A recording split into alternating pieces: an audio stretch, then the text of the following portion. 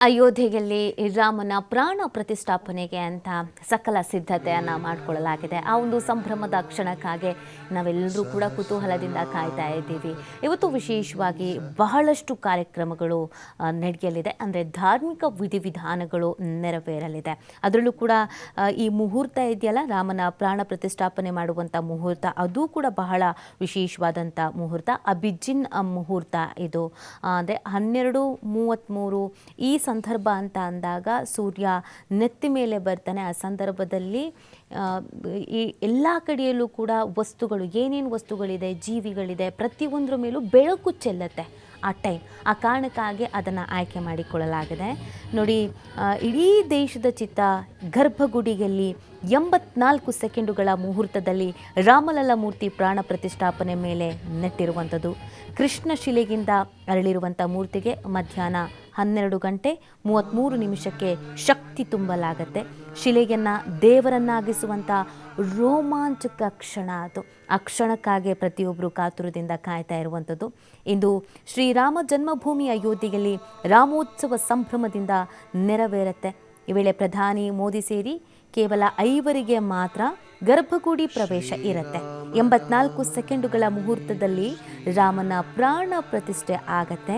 ಮಧ್ಯಾಹ್ನ 12:33 ಮೂರ್ತಿಗೆ ಶಕ್ತಿಯನ್ನು ತುಂಬಲಾಗತ್ತೆ. 114 ಕಳಶಗಳ ವಿವಿಧ ಜಲದಿಂದ ರಾಮಮೂರ್ತಿಗೆ ಸ್ನಾನವನ್ನು ಮಾಡಿಸಲಾಗತ್ತೆ.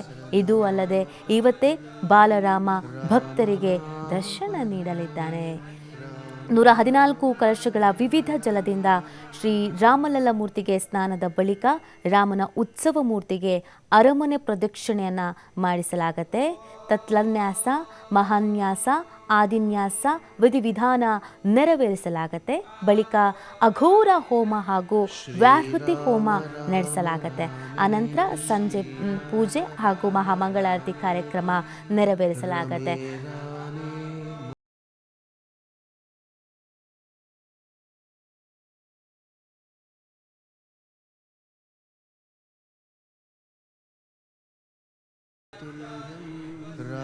ಅಯೋಧ್ಯೆಯಲ್ಲಿ ಮಾತ್ರವಲ್ಲದೆ ಪ್ರತಿಯೊಂದು ಕಡೆಯಲ್ಲೂ ಕೂಡ ಹಬ್ಬದ ವಾತಾವರಣ, ಸಂಭ್ರಮ, ದೇವರಿಗೆ ವಿಶೇಷವಾದಂಥ ಪೂಜೆಯನ್ನು ಸಲ್ಲಿಸಲಾಗುತ್ತೆ. ನಮ್ಮ ರಾಜ್ಯದಾದ್ಯಂತವೂ ಕೂಡ ಹಬ್ಬದ ವಾತಾವರಣ. ಮೈಸೂರಿನಲ್ಲಿ ಯಾವ ರೀತಿಯಾದಂಥ ಸಂಭ್ರಮ ಸಡಗರ ಇದೆ ಅನ್ನೋದ್ರ ಬಗ್ಗೆ ಮತ್ತಷ್ಟು ಮಾಹಿತಿಯನ್ನು ನೀಡ್ತಾರೆ ನಮ್ಮ ಪ್ರತಿನಿಧಿ ಪುನೀತ್. ಲೈವ್ನಲ್ಲಿ ಜಾಯಿನ್ ಆಗ್ತಾ ಇದ್ದಾರೆ. ಪುನೀತ್, ಅಯೋಧ್ಯೆ ಒಂದು ಕಡೆಯಲ್ಲಿ ಐತಿಹಾಸಿಕ ಕ್ಷಣಕ್ಕೆ ಕಾರಣವಾಗ್ತಾ ಇದೆ, ಕ್ಷಣಗಣನೆ ಪ್ರಾರಂಭವಾಗಿದೆ. ಇನ್ನೊಂದು ಕಡೆಯಲ್ಲಿ ನಿನ್ನೆ ಸಂಜೆಯಿಂದಲೇ ಎಲ್ಲ ಕಡೆಯಲ್ಲೂ ಕೂಡ ಹಬ್ಬದ ವಾತಾವರಣ, ಸಂಭ್ರಮ ಸಡಗರ ಮನೆ ಮಾಡಿರುವಂಥದ್ದು. ಸಾಂಸ್ಕೃತಿಕ ನಗರಿ ಮೈಸೂರಿನಲ್ಲಿ ಯಾವ ರೀತಿಯಾದಂಥ ಸಂಭ್ರಮ ಇದೆ ಪುನೀತ್?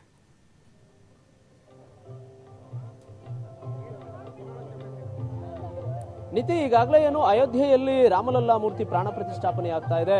ಈ ಒಂದು ಸಂದರ್ಭದಲ್ಲಿ ಮೈಸೂರಿನಲ್ಲೂ ಕೂಡ ಸಂಭ್ರಮ ಸಡಗರ ಮುಗಿಲು ಮುಟ್ಟಿರ್ತಕ್ಕಂಥದ್ದು. ಈಗಾಗಲೇ ರಾಮ ಭಕ್ತರು ಆಯಾ ಭಾಗಗಳಲ್ಲಿ ಜೈ ಶ್ರೀರಾಮ್ ಅನ್ನೋ ಒಂದು ಘೋಷಣೆಯನ್ನು ಕೂಗುವ ಮುಖಾಂತರ ಇಲ್ಲಿ ಒಂದು ಹಬ್ಬದ ವಾತಾವರಣ ನಿರ್ಮಾಣವಾಗಿರ್ತಕ್ಕಂಥದ್ದು. ಇನ್ನು ಬಹಳ ಪ್ರಮುಖವಾಗಿ ಮೈಸೂರಿನಲ್ಲಿ ಇರುವಂತಹ ರಾಮ ಭಕ್ತರು ಹಲವು ರೀತಿಗಳಲ್ಲಿ ರಾಮನನ್ನ ಆರಾಧನೆಯನ್ನ ಮಾಡ್ತಕ್ಕಂಥ ಒಂದು ಕೆಲಸವನ್ನ ಮಾಡ್ತಾ ಇರ್ತಕ್ಕಂಥದ್ದು. ಪ್ರಮುಖವಾಗಿ ಮೈಸೂರಿನ ಅಂಬಾವಿಲಾಸ ಅರಮನೆಯ ಆವರಣದ ಪಕ್ಕದಲ್ಲಿರುವಂತಹ ಕೋಟೆ ಆಂಜನೇಯ ಸ್ವಾಮಿ ದೇವಸ್ಥಾನದ ಬಳಿ ರಾಮ ಭಕ್ತರು ರಾಮ ಮಂದಿರ ಏನಿದೆ, ಅಯೋಧ್ಯೆಯಲ್ಲಿರುವಂತಹ ರಾಮ ಮಂದಿರದ ಒಂದು ಪ್ರತಿಕೃತಿಯನ್ನ ಇಲ್ಲಿ ನಿರ್ಮಾಣ ಮಾಡುವ ಮುಖಾಂತರ ಇಲ್ಲಿಯೇ ಇರ್ತಕ್ಕಂಥ ಮೈಸೂರಿಗರೇನಿದ್ದಾರೆ ಇವರೆಲ್ಲರೂ ಕೂಡ ರಾಮ ಮಂದಿರವನ್ನ ಕಣ್ತುಂಬಿಕೊಳ್ಳುವಂತಹ ರೀತಿಯಲ್ಲಿ ಸಿದ್ಧತೆಯನ್ನ ಮಾಡಿಕೊಂಡಿದ್ದಾರೆ. ಬಹಳ ವಿಶೇಷ ಅಂತ ಹೇಳಿದ್ರೆ ಈ ಒಂದು ರಾಮ ಮಂದಿರದ ಪ್ರತಿಕೃತಿಯ ಮುಂಭಾಗದಲ್ಲಿ 1 ಕೋಟಿ ಬತ್ತಿಯನ್ನು ಬಳಸುವ ಮುಖಾಂತರ ದೀಪವನ್ನು ಹಚ್ಚಲಾಗಿದೆ.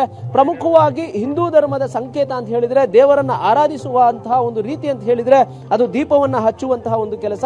ಆ ಒಂದು ದೀಪವನ್ನ ಹಚ್ಚುವ ಮುಖಾಂತರ ಶ್ರೀರಾಮನನ್ನ ಇಲ್ಲಿ ಆರಾಧಿಸುವಂತಹ ಒಂದು ಕೆಲಸವನ್ನ ಮಾಡಲಾಗ್ತದೆ. ಇದನ್ನ ಪ್ರಮುಖವಾಗಿ ನಾವು ಕಾಣಬಹುದು. ದೇವರನ್ನ ಆರಾಧಿಸುವಂತಹ ಕೆಲಸದಲ್ಲಿ ಮೊದಲಿಗೆ ಮಹಿಳೆಯರಿಗೆ ಹೆಚ್ಚಿನದಾಗಿ ಪ್ರಾತಿನಿಧ್ಯ ಇರುತ್ತೆ. ಹೀಗಾಗಿ ಮಹಿಳೆಯರು ಈ ಒಂದು ಹಬ್ಬದ ಸಂದರ್ಭದಲ್ಲಿ ಭಾಗಿಯಾಗಿರ್ತಕ್ಕಂಥದ್ದನ್ನು ಕೂಡ ನಾವು ಕಾಣಿಸ್ತೇವೆ. ಇನ್ನ ಪ್ರಮುಖವಾಗಿ ನೋಡುವಂಥದ್ದು ಪಂಚಲೋಹಗಳಲ್ಲಿ ಇರತಕ್ಕಂಥ ರಾಮನ ಮೂರ್ತಿ, ಸೀತಾಮಾತೆಯ ಅವರ ಒಂದು ಮೂರ್ತಿ ಇರಬಹುದು, ಜೊತೆಗೆ ಲಕ್ಷ್ಮಣನ ಮೂರ್ತಿ, ಜೊತೆಗೆ ಆಂಜನೇಯ ಸ್ವಾಮಿ ಮೂರ್ತಿ ಇರತಕ್ಕಂಥ ಮೂರ್ತಿಗಳನ್ನ ಇಲ್ಲಿ ತಂದಿಡುವ ಮುಖಾಂತರ ಆ ಒಂದು ದೇವರನ್ನ ಪೂಜೆ ಮಾಡುವಂತಹ ಒಂದು ಕೆಲಸವನ್ನ ಮಾಡಲಾಗಿರ್ತಕ್ಕಂಥದ್ದು. ಇದು ಒಂದು ಕಡೆ ಆದ್ರೆ ಮೈಸೂರಿನ ನಗರದ ತುಂಬೆಲ್ಲ ಸುಮಾರು 108 ಕಡೆಗಳಲ್ಲಿ 1,08,000 ಲಡ್ಡುಗಳನ್ನು ಕೂಡ ರಾಮ ಭಕ್ತರು ವಿತರಿಸುವಂತಹ ಒಂದು ಕೆಲಸವನ್ನ ಮಾಡ್ತಾ ಇರ್ತಕ್ಕಂಥದ್ದು. ಇದನ್ನು ಮುಖ್ಯವಾಗಿ ಈ ಒಂದು ಚಿತ್ರಣವನ್ನ ಕಣ್ತುಂಬಿಕೊಳ್ತಾ ಇರುವಂತಹ ಮೈಸೂರಿಗರೆಲ್ಲರೂ ಕೂಡ ರಾಮನ ಹಬ್ಬದಲ್ಲಿ ಭಾಗಿಯಾಗ್ತಾ ಇರ್ತಕ್ಕಂಥದ್ದು.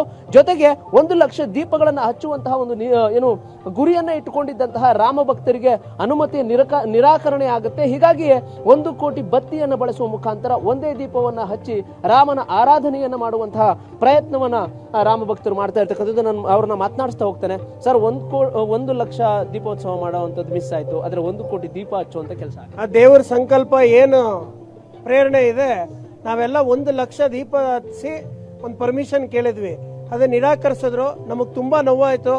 ಆ ತಕ್ಷಣನೇ ನಾವು ಎಲ್ಲರಿಗೂ ಒಂದು ಮಾಹಿತಿ ಕೊಟ್ವಿ ಮಾಡಬೇಕು ಅಂತ. ನಮ್ಮಲ್ಲಿರೋಂಥ ಎಲ್ಲ ಲೇಡೀಸು ಹಾಗೂ ಎಲ್ಲರೂ ಸೇರ್ಕೊಂಡು 1 ಕೋಟಿ 8 ದೀಪಗಳನ್ನ ಹಚ್ಚಿ ಇವತ್ತು ಯಾರ್ಯಾರು ನಿರಾಕರಿಸಿದರೆ ನಮಗೆ ಪೂಜೆ ಮಾಡೋಕ್ಕೆ ಅವಕಾಶ ಕೊಡಲಿಲ್ಲ ಅವ್ರಿಗೆ ಒಂದು ಸಣ್ಣ ಎಕ್ಸಾಂಪಲ್ ಇದು. ನಮ್ಮ ಹಿಂದೂಗಳು ಮನ್ಸು ಪಟ್ಟರೆ 1 ಲಕ್ಷ ಅಲ್ಲ 1 ಕೋಟಿ ಬೇಕಾದ್ರೂ ಮಾಡ್ತೀವಿ ಅನ್ನೋದಕ್ಕೆ ಇವತ್ತು ನಾವು ಸ್ಪಷ್ಟವಾಗಿ ಅವ್ರಿಗೆ ಉತ್ತರ ಕೊಟ್ಟಿದ್ದೀವಿ. ಪ್ರಭು ಶ್ರೀರಾಮಚಂದ್ರರು ಏನು ಅಯೋಧ್ಯೆಯಲ್ಲಿ ಇವತ್ತು ಪ್ರಾಣ ಪ್ರತಿಷ್ಠಾಪನೆ ಆಗ್ತಾ ಇದೆ, ಆ ಕಾರ್ಯಕ್ರಮದಲ್ಲಿ ನಾವು ಸಹ ಒಂದು ದೀಪ ಹಚ್ಚುವಂತ ಒಂದು ಪರ್ಮಿಷನ್ ಕೇಳಿದ್ವಿ, ನಿರಾಕರಿಸಿದರೆ. ಅದಕ್ಕೆ ನಾವು ದೇವ್ರ ಸಂಕಲ್ಪ ಏನಿದೆ ಅದನ್ನ ಮಾಡಿ ತೋರಿಸಿದೀವಿ. ಈ ತರ ನಿರಾಕರಿಸೋಂಥದ್ದು ಅದನ್ನ ಮಾಡಬೇಡಿ, ಹಿಂದೂಗಳ ಭಾವನೆಗೆ ಧಕ್ಕೆ ತರಬೇಡಿ ಅಂತ ಎಲ್ಲ ಜಿಲ್ಲಾಡಳಿತಕ್ಕೆ ನಾನು ಕೈ ಮುಗಿದು ಕೇಳ್ಕೊತೀನಿ. ನೆನ್ನೆನೂ ಅಷ್ಟೇ ಫ್ಲೆಕ್ಸ್ ಕಟ್ಬೇಡಿ ಅಂತ ಎಲ್ಲ ಮಾಡಿದ್ರು. ಇದೆಲ್ಲ ಹತ್ತಿಕ್ಕಂತ ಕೆಲಸ ಮಾಡಿದ್ರೆ ಇಡೀ ಮೈಸೂರಲ್ಲಿ ಕೇಸರಿ ಮಯ ಮಾಡ್ತೀವಿ, ಮಾಡೇ ಮಾಡ್ತೇವೆ. ಈಗ ಮುಖ್ಯವಾಗಿ ಇವತ್ತಿನ ಕಾರ್ಯಕ್ರಮ ಏನಿರುತ್ತೆ? ಇವತ್ತು ಬೆಳಿಗ್ಗೆಯಿಂದಲೂ ಕೂಡ ಇವತ್ತು ಬೆಳಗ್ಗೆ ಪ್ರಥಮವಾಗಿ ಅಖಂಡ ಕೋಟಿ ಬತ್ತಿ ಹಚ್ಚಿದ್ದೀವಿ. ಎಲ್ಲ ಕಡೆನೂ ಎಲ್ಲ ಸುಭಿಕ್ಷವಾಗಿ ಎಲ್ಲ ತುಂಬ ಇದಾಗಿ ನಡೀಲಿ ಅಂತ ಅನ್ನೋ ಕಾರಣಕ್ಕೆ ಸಂಜೆ 6 ಗಂಟೆಗೆ ಆಲಮ ಛತ್ರದಲ್ಲಿ ನಮ್ಮ ವಾಸವಿ ಕಮ್ಯುನಿಟಿಯಿಂದ ಮತ್ತು ಬೇರೆ ಸುತ್ತಲೂ ಎಲ್ಲ ಕಮ್ಯುನಿಟಿಯಿಂದ ಎಲ್ಲ ಸೇರಿ ಶ್ರೀರಾಮನಿಗೆ 1 ಕೋಟಿ 8,000 ಇದು ಲಾಡು ತುಳಸಿಯಿಂದ ಅರ್ಚನೆ, ಮತ್ತೆ ತುಳಸಿ ರಸದಿಂದ ಅಭಿಷೇಕ, ಮತ್ತೆ ಸಪ್ತ ನದಿಗಳದ್ದು ತೀರ್ಥ ತರಿಸಿದ್ದೀವಿ. ಸಪ್ತ ನದಿಗಳ ತೀರ್ಥ ಅಭಿಷೇಕ ಆಗುತ್ತದೆ ಹಾಗೂ ಪುಷ್ಪಾರ್ಚನೆ ಹಾಗೂ 108 ವಿಧದ ಆರತಿಗಳನ್ನು ಮಾಡುತ್ತಿದ್ದೇವೆ ಆಲಮ ಛತ್ರದಲ್ಲಿ. ಇನ್ನ ನಾನು ಮಹಿಳೆಯರನ್ನು ಕೂಡ ಮಾತನಾಡಿಸ್ತಾ ಹೋಗ್ತೇನೆ. ದೇವರ ಒಂದು ಆರಾಧನೆಯಲ್ಲಿ ತೊಡಗಿರುವಂತಹ ಮಹಿಳೆಯರನ್ನ ಒಟ್ಟಿಗಿದ್ದಾರೆ. ಅಮ್ಮ, ಯಾವ ರೀತಿ ರಾಮನ ಆರಾಧನೆ ಆಗ್ತದೆ? ಜೈ ಶ್ರೀರಾಮ್. ಅಯೋಧ್ಯೆಗಂತೂ ಹೋಗಕ್ಕಾಗ್ತಿಲ್ಲ, ಆದ್ರೆ ಅಯೋಧ್ಯೆನೆ ಇಲ್ಲೇ ನೋಡಿ ನಮ್ಗೆ ರಾಮರ ಜಪ ಮಾಡಕ್ ತುಂಬಾ ಖುಷಿ ಆಗ್ತಿದೆ. ಹಂಗಾಗಿ ರಾಮ ಬರ್ತಿರೋದು ಎಷ್ಟು ಖುಷಿ ಆಗ್ತಿದೆ ಅಂದ್ರೆ ಇಡೀ ಲೋಕ ರಾಮ ರಾಮ ಅಂತ ಜೈ ಶ್ರೀರಾಮ್ ಅಯೋಧ್ಯೆ ಇಲ್ಲೇ ನೋಡ್ದಂಗ ಆಗ್ತಿದೆ. ಈಗ ಅಯೋಧ್ಯೆಗೆ ಹೋಗ್ಬೇಕು ಅನ್ನೋ ಪ್ಲಾನ್ ಇಟ್ಕೊಂಡಿದ್ದೀರಾ? ಖಂಡಿತ ಇದೆ, ಅಯೋಧ್ಯೆ ಖಂಡಿತ ಹೋಗ್ತೀವಿ.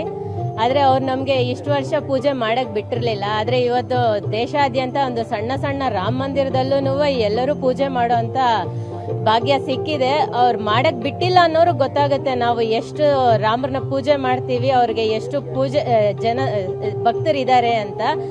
ಅವ್ರು ಅವತ್ತಿನ ದಿವಸ ಒಂದು ಸ್ವಲ್ಪ ಜನಕ್ಕೇನೆ ಅಲ್ಲಿ ಪೂಜೆ ಮಾಡಕ್ ಅವಕಾಶ ಬಿಟ್ಟು ಕೊಟ್ಟಿರ್ಲಿಲ್ಲ. ಆದ್ರೆ ಇವತ್ತು ದೇಶಾದ್ಯಂತ ಅಲ್ಲದೆ ಪ್ರಪಂಚಾದ್ಯಂತ ಬೇರೆಯವ್ರು ಬೇರೆ ಮತದವ್ರು ರಾಮರನ್ನ ಪೂಜೆ ಮಾಡೋ ಅಂತ ಸೌಭಾಗ್ಯ ಇದೆ. ಮಾಡಬಾರ್ದು ಅನ್ನೋರ್ಗೆ ಇದನ್ನ ಒಂಥರ ನಾವು ಮಾಡಿ ತೋರಿಸಿದೀವಿ ಅಷ್ಟೇ. ಈಗ ಈ ಕ್ಷಣದಲ್ಲಿ ನಾನು ಅಲ್ಲಿರ್ಬೇಕು, ಅದನ್ನ ಮಿಸ್ ಆಯ್ತು ಅಂತ ಅನ್ಸುತ್ತೆ. ಬಟ್ ಎಲ್ಲರಿಗೂ ಆ ಭಾಗ್ಯ ಸಿಗ್ಬೇಕಲ್ಲ ಅಲ್ಲಿ ಪಾಪ. ಆದ್ರೆ ಅದು ಮಾತ್ರ ನನಗೆ ಖುಷಿ ಆಗುತ್ತೆ. ಅವತ್ತಿನ ದಿವಸ ಸುಮಾರು 2,000 ಜನ ಅಷ್ಟು ಕರಸೇವಕರು ತೀರೋದ್ರು.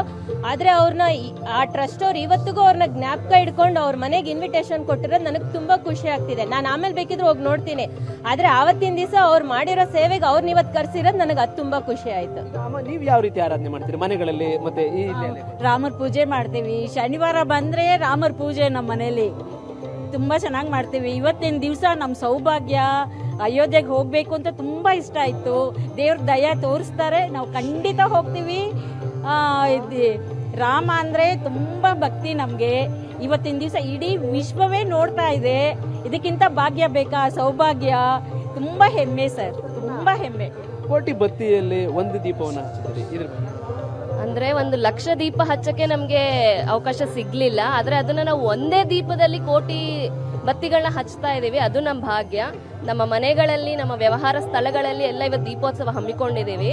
ಅದಲ್ಲದೆ ಫುಲ್ ನಮ್ಮ ಅಂಗಡಿ ಹತ್ರ ಕೂಡ ತುಂಬ ವಿಜೃಂಭಣೆಯಿಂದ ನಡೀತಾ ಇದೆ. ತುಂಬ ಒಂದು ಡೋಲೋತ್ಸವ ಆಗ್ಬೋದು, ಅನ್ನದಾನ ಆಗಿರ್ಬೋದು, ಆಮೇಲೆ ತುಂಬ ಒಳ್ಳೆ ರೀತಿಲಿ ತುಂಬ ವಿಜೃಂಭಣೆಯಿಂದ ಇವತ್ತು ರಾಮ ಮಂದಿರದ ಆಚರಣೆ ಮಾಡ್ತಿದ್ದೀವಿ. ನಾವೇ ಅಲ್ಲ, ನಮ್ಮ ಭಾರತದಲ್ಲೇ ಅಲ್ಲ, ಪ್ರಪಂಚದಾದ್ಯಂತ ಕೂಡ ಅದನ್ನ ನಡೀತಾ ಇದೆ. ಅದು ತುಂಬಾ ನಮಗೆ ಸೌಭಾಗ್ಯ ಅಂತ ಹೇಳ್ಬೋದು. ಈಗ ನಮಗೆ ರಾಮ ಮಂದಿರ ನೋಡ್ಲಿಕ್ಕೆ ಸಾಧ್ಯ ಆಗೋದಿಲ್ಲ, ಅಂದ್ರೆ ಅಲ್ಲಿಗೆ ಹೋಗಕ್ಕಾಗಿಲ್ಲ ಬಹಳಷ್ಟು ಜನರಿಗೆ. ಅವ್ರಿಗೆ ಇಲ್ಲಿ ಸೇಮ್ ಅದೇ ರೀತಿ ಇರುವಂತ ಒಂದು ಪ್ರತಿಕೃತಿ ಇದೆ.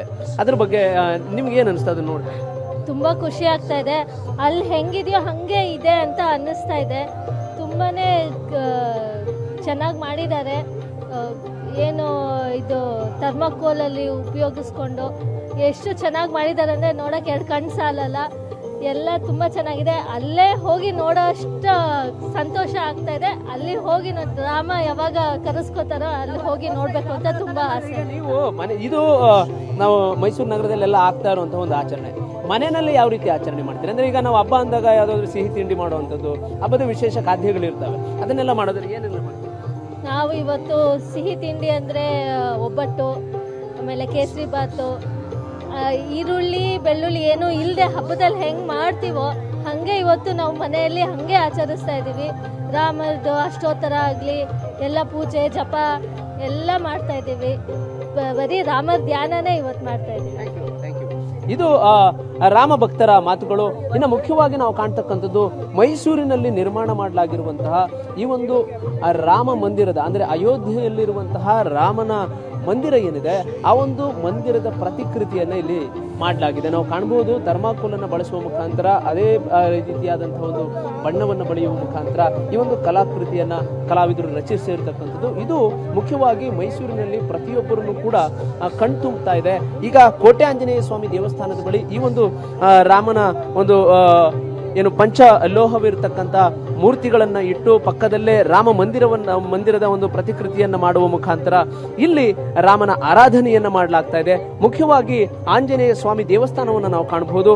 ಕೋಟೆ ಆಂಜನೇಯ ಸ್ವಾಮಿ ದೇವಸ್ಥಾನದಲ್ಲೂ ಕೂಡ ಈಗಾಗಲೇ ಸಾಕಷ್ಟು ಸಂಖ್ಯೆಯಲ್ಲಿ ಭಕ್ತಾದಿಗಳು ಆಗಮಿಸುವ ಮುಖಾಂತರ ರಾಮನ ಬಂಟ ಹನುಮನ ಆರಾಧನೆಯನ್ನು ಕೂಡ ಮಾಡ್ತಾ ಇದ್ದಾರೆ. ಹೀಗಾಗಿ ಇಡೀ ಮೈಸೂರು ಇವತ್ತು ರಾಮಮಯವಾಗಿದೆ. ರಾಮಮಯವಾಗೋದ್ರ ಜೊತೆಗೆ ಇರತಕ್ಕಂಥ ರಾಮ ಭಕ್ತರೆಲ್ಲರಿಗೂ ಕೂಡ ಆಯಾ ಭಾಗಗಳಲ್ಲಿ ಏನು ಸಿಹಿಯನ್ನ ವಿತರಣೆ ಮಾಡತಕ್ಕಂಥ ಒಂದು ಕೆಲಸವನ್ನು ಕೂಡ ಮಾಡ್ಲಾಗ್ತಾ ಇರತಕ್ಕಂಥದ್ದು. ಇದನ್ನೆಲ್ಲವೂ ಕೂಡ ಕಣ್ತುಂಬಿಕೊಳ್ತಾ ಇರತಕ್ಕಂಥದ್ದು. ಅಂದ್ರೆ ಈ ಒಂದು ಕ್ಷಣಕ್ಕಾಗಿಯೇ ಇಡೀ ಮೈಸೂರಿನ, ಅಂದ್ರೆ ಇಡೀ ದೇಶದ ರಾಮ ಭಕ್ತರೆಲ್ಲರೂ ಕೂಡ ಕಾಯ್ತಾ ಇದ್ರು. ಅವರ ಒಂದು ಆಸೆ ಈಗ ಈಡೇರಿರ್ತಕ್ಕಂಥದ್ದು. ಹೀಗಾಗಿ ಈ ಒಂದು ಹಬ್ಬವನ್ನ ಆಚರಣೆ ಮಾಡಲಾಗ್ತಾ ಇದೆ.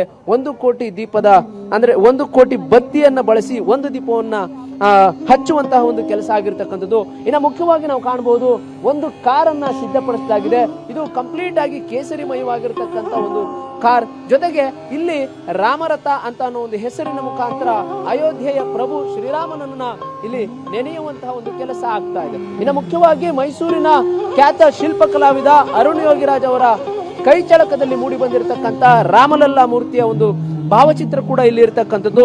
ಇದನ್ನ ಫ್ಲೆಕ್ಸ್ ಗಳ ಮುಖಾಂತರ ಹಾಕುವ ಮುಖಾಂತರ ಇಲ್ಲಿ ಏನು ಇಡೀ ಮೈಸೂರು ನಗರವನ್ನ ಈ ಕಾರು ರೌಂಡ್ ಹಾಕುತ್ತೆ. ಇನ್ನು ಮುಖ್ಯವಾಗಿ ಮೇಲ್ಭಾಗದ ಒಂದು ಚಿತ್ರವನ್ನು ಕೂಡ ನಾವು ಕಾಣಬಹುದು. ಅಲ್ಲಿ ಇಡೀ ರಾಮನ ವರ್ಗ ಅಲ್ಲಿ ಇರತಕ್ಕಂಥದ್ದನ್ನು ನಾವು ಕಾಣ್ತೇವೆ. ಅವನ ಆಡಳಿತದಲ್ಲಿದ್ದಂತಹ ಒಂದು ಸಂದರ್ಭ ಏನಿತ್ತು ಅದನ್ನ ಈ ಒಂದು ಚಿತ್ರದಲ್ಲಿ ತೋರ್ಪಡಿಸುವಂತ ಒಂದು ಕೆಲಸವನ್ನ ಮಾಡಲಾಗ್ತಾ ಇದೆ. ಇನ್ನು ಮುಖ್ಯವಾಗಿ ಈ ಕಾರನ್ನ ನಾವು ಗಮನಿಸಿದಂತಹ ಸಂದರ್ಭದಲ್ಲಿ, ಅಂದರೆ ರಾಮರಥವನ್ನ ಗಮನಿಸಿದಂತಹ ಸಂದರ್ಭದಲ್ಲಿ, ರಾಮರಥದಲ್ಲಿ ಇಲ್ಲಿ ಅಯೋಧ್ಯೆಯ ರಾಮ ಮಂದಿರ ಏನಿದೆ ಅದರ ಒಂದು ಚಿತ್ರಾವಳಿ ಇಲ್ಲಿ ಇರತಕ್ಕಂಥದ್ದು.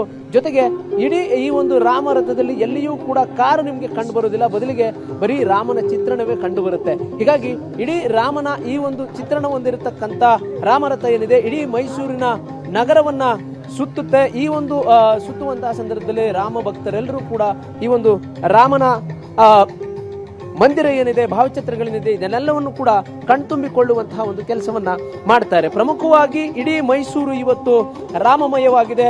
ರಾಮಮಯ ಆಗೋದ್ರ ಜೊತೆಗೆ ಈ ಒಂದು ರಾಮನ ಮೂರ್ತಿ ಒಂದು ಪ್ರಾಣ ಪ್ರತಿಷ್ಠಾಪನೆ ಏನಾಗ್ತಾ ಇದೆ, ಈ ಒಂದು ಸಂದರ್ಭದಲ್ಲಿ ಮೈಸೂರಿನಲ್ಲೂ ಕೂಡ ಅದ್ಧೂರಿಯಾಗಿ ರಾಮನನ್ನ ಆರಾಧಿಸುವ ಮುಖಾಂತರ ಈ ಒಂದು ಹಬ್ಬದಲ್ಲಿ ಭಾಗಿಯಾಗ್ತಾ ಇರತಕ್ಕಂಥ ಪ್ರತಿಯೊಬ್ಬರಿಗೂ ಕೂಡ ಸಿಹಿಯನ್ನು ನೀಡುವ ಮುಖಾಂತರ ಸಂಭ್ರಮಿಸ್ತಾ ಇರತಕ್ಕಂಥದ್ದು ನೀತಿ. ಧನ್ಯವಾದ ಪುನೀತ್, ತಮ್ಮ ಡೀಟೇಲ್ಸ್ಗಾಗಿ.